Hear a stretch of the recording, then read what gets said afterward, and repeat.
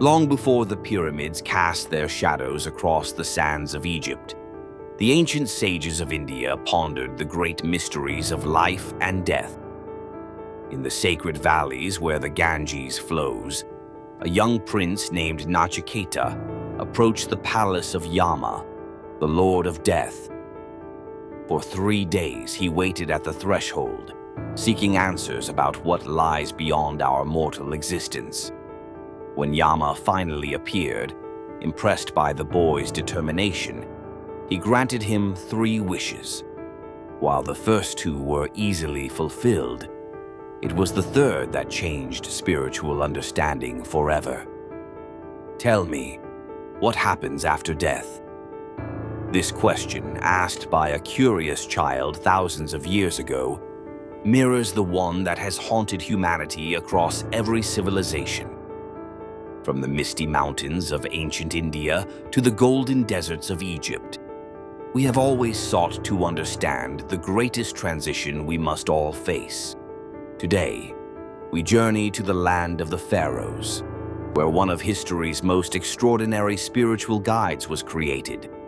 A text so profound that it served as a manual for the soul's journey through the afterlife for over 3,500 years. This sacred collection is known to us as the Egyptian Book of the Dead. But as you will soon discover, this modern title misses the true essence of these writings. The Egyptians themselves called it something far more illuminating: the Book of Coming Forth by Day.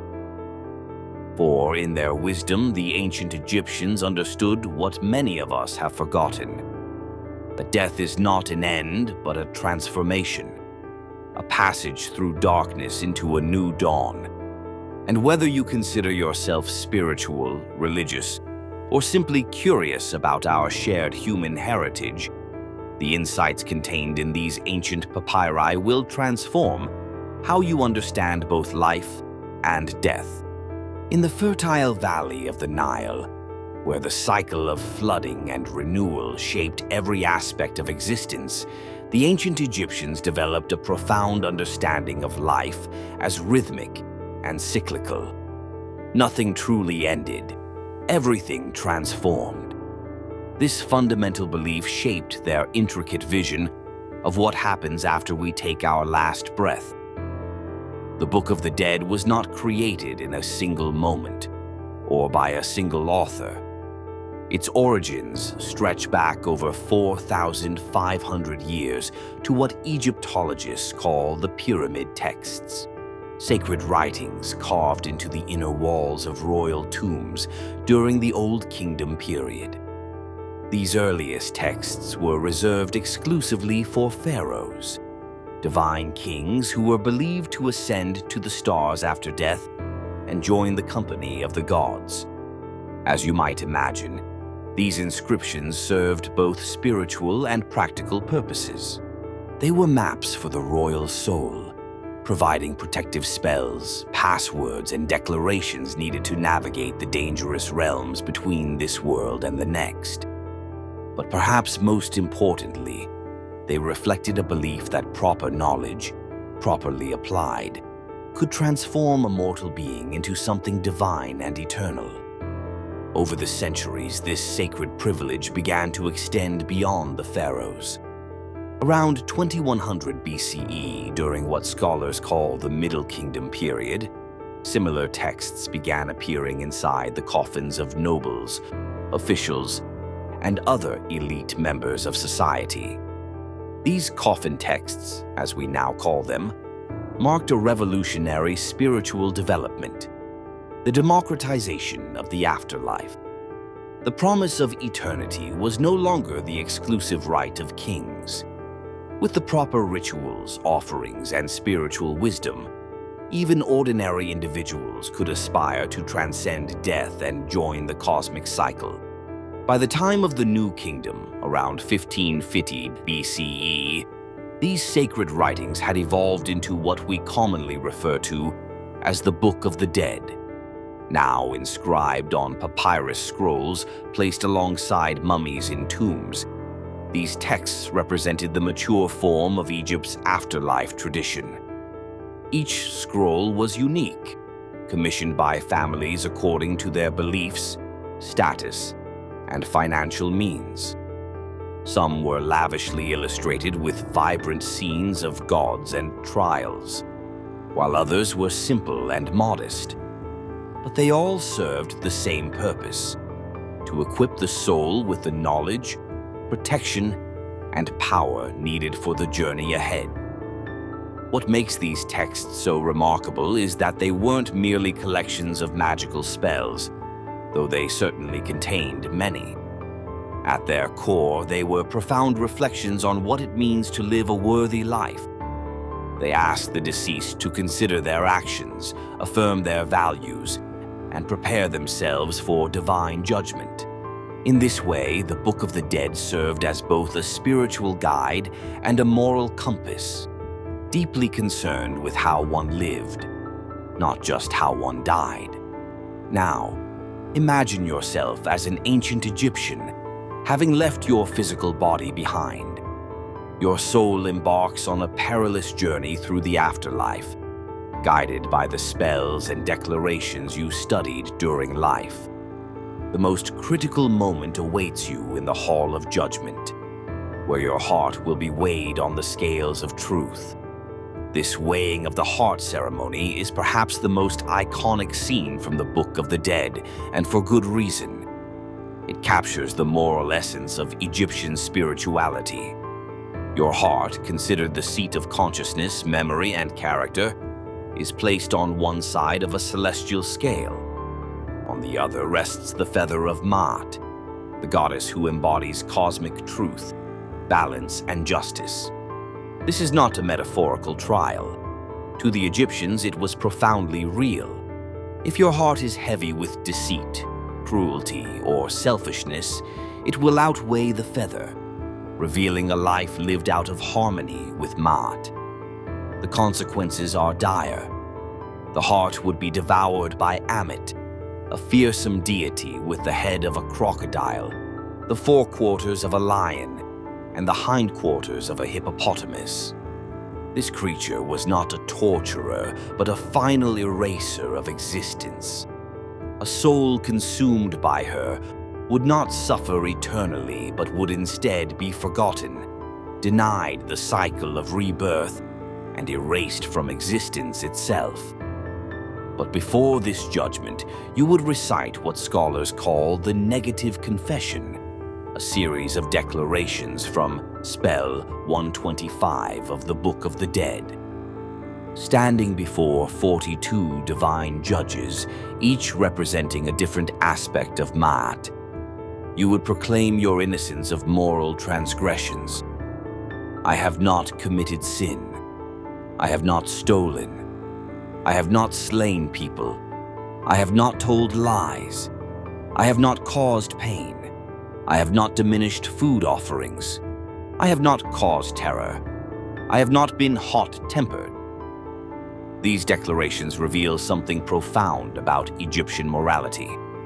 Notice how many of them concern relationships with others, suggesting that how we treat our fellow beings is central to spiritual worth.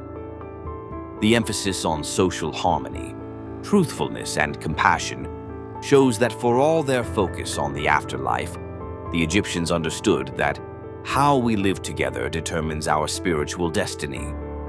When you visit a museum today and see these papyri under glass, you might think of them as mere artifacts of a long-dead civilization.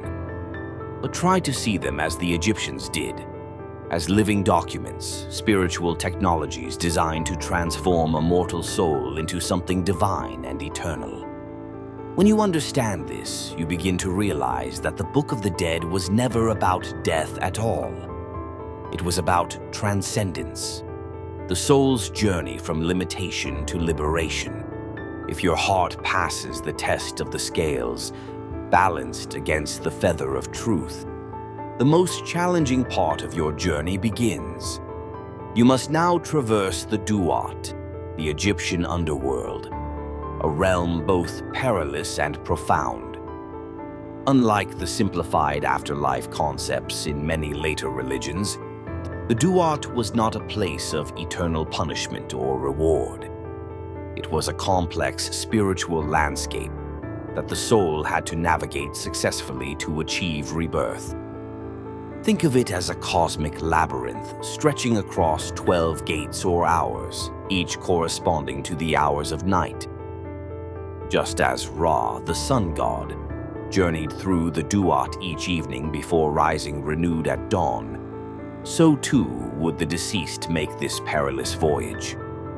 But Ra was a god. The human soul was vulnerable, exposed, and deeply dependent on the wisdom preserved in the Book of the Dead. The Duat teemed with dangerous beings: snake-headed monsters, knife-wielding demons, crocodiles lurking in fiery rivers, and gods with terrifying powers. Each presented a unique threat that required specific knowledge to overcome. This is where the spiritual technology of the Book of the Dead proved most valuable. Different chapters offered spells to calm hostile guardians, passwords to open sealed gates, and declarations to prove your spiritual identity. One spell might freeze the demon blocking your path. Another would keep your body from decaying while your soul journeyed forward. And yet another would help you remember your name when challenged by the keepers of the gates. The importance of names cannot be overstated in Egyptian thought. Your name, your Ren, was a vital aspect of your being. To forget it was to lose your identity. To have it erased was to suffer a second, more permanent death. This is why so many spells in the Book of the Dead emphasize remembering and protecting one's name, and why Egyptian tombs and monuments obsessively preserved names in stone, ensuring they would be spoken and remembered for eternity. As you journey through the Duat, you would also encounter Apophis, the great serpent of chaos, who represented everything the Egyptians feared: disorder, destruction, and the threat of eternal night. Every night, Ra battled this serpent to ensure the sun would rise again. Similarly, your soul would face this embodiment of annihilation, requiring special spells to bind, blind, or repel the chaos serpent. But the dangers of the Duat were not merely external.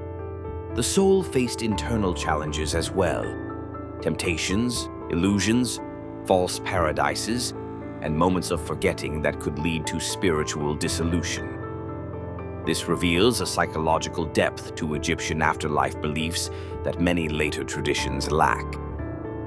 The journey through the Duat wasn't just about avoiding monsters. It was about maintaining your spiritual integrity in the face of confusion, fear, and lost identity. When you look at ancient Egyptian art today, you might notice how many divine beings have animal heads: falcon, ibis, jackal, cat. These weren't arbitrary artistic choices, but profound spiritual symbols. The Egyptians observed how animals embodied specific qualities: the falcon's keen vision, the ibis's wisdom, the jackal's connection to death and rebirth. By depicting gods with these features, they weren't being primitive or literal. They were expressing something sophisticated about how divine forces manifest in the natural world. And this brings us to one of the most significant aspects of the Book of the Dead: its emphasis on transformation. Throughout the texts, the deceased declares, "I am," followed by the name of a god or cosmic element. I am Ra rising in the morning. I am Osiris reborn. I am the lotus blooming at dawn. These weren't mere poetic metaphors, but declarations of mystical identity. Through proper knowledge and ritual, the soul could assume different divine forms, each granting specific powers and attributes needed for different challenges in the afterlife. Think about what this means philosophically. The Egyptians didn't see the self as fixed and unchanging, but as fluid and capable of evolution. The human soul contained the potential to become divine, to transcend its limitations and join the cosmic order as an active participant. This is spiritual alchemy of the highest order, not turning lead into gold, but transforming the mortal human into an immortal, divine being. After navigating the perils of the Duat, your soul would finally reach its ultimate destination: complete spiritual transformation. Having proven your moral worth and overcome countless challenges, you would achieve what the Egyptians called becoming an Akh, a transfigured spirit of light. You were now more than your former self. You were an Osiris, named after the god who himself had been killed, dismembered, and resurrected. In this transformed state, you could dwell in various realms according to your spiritual attainment. Many souls aspired to reach the field of reeds, or Aru, a perfected reflection of earthly life where all things existed in harmony. Here, crops grew abundantly, the weather was always pleasant, and the soul could reunite with loved ones who had passed before.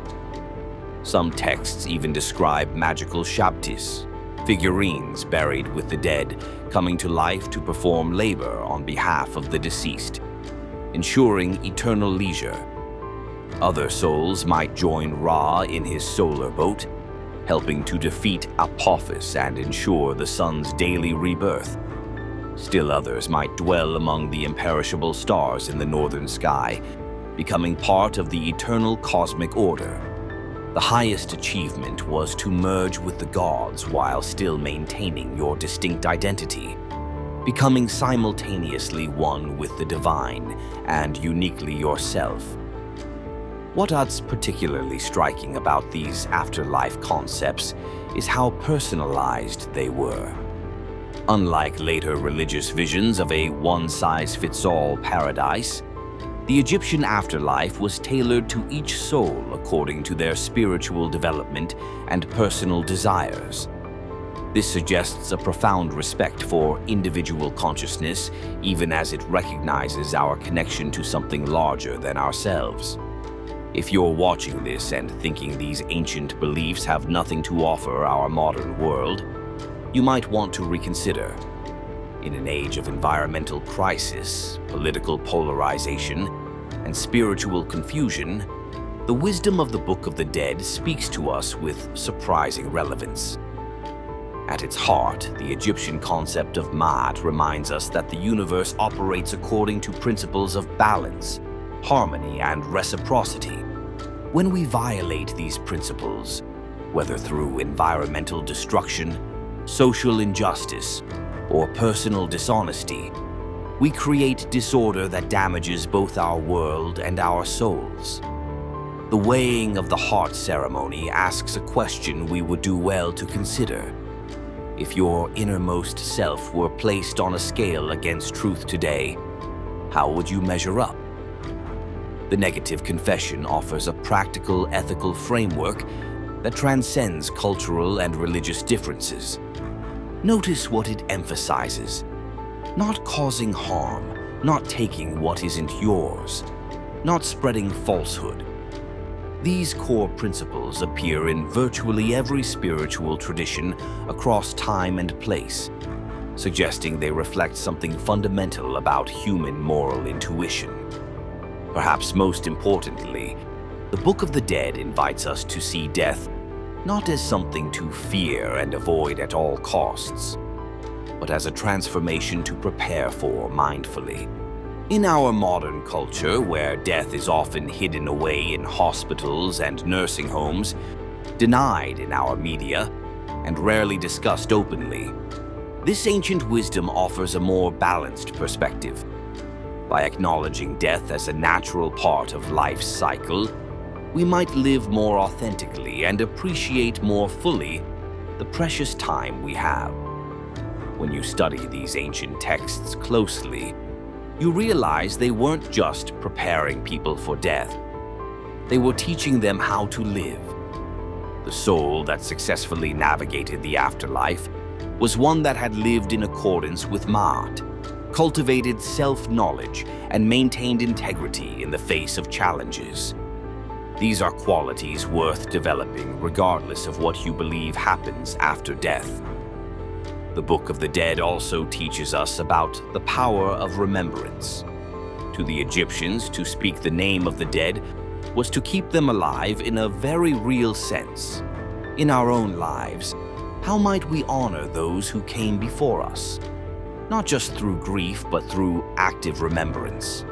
By telling their stories, continuing their worthy projects, and living in ways that would make them proud, we create a kind of immortality that doesn't require belief in supernatural realms. As we conclude our journey through this ancient spiritual technology, I invite you to consider what it might mean to create your own personal Book of Coming Forth by Day. Not a collection of magical spells, but a document of self-reflection. What values do you stand for? What legacy do you wish to leave? How would you want to be remembered? By contemplating these questions now while fully alive, you honor the wisdom of the ancient Egyptians who understood that a life well examined leads to a death well faced. The golden sands of Egypt have long since covered the temples where these texts were studied. The last person who truly believed in the literal journey through the Duat died thousands of years ago. But the essential insights of the Book of the Dead, that life and death are part of a single continuum, that our moral choices shape our spiritual destiny, and that consciousness contains the potential for extraordinary transformation. These insights remain as relevant today as when they were first inscribed in hieroglyphs on papyrus and stone. For in the end, the greatest lesson of the Egyptian Book of the Dead may be this: the boundary between life and death is not a wall, but a threshold. And how we approach that threshold with what wisdom, compassion, and self-knowledge determines not just our fate in whatever lies beyond, but the quality and meaning of every moment we are blessed to live under the sun.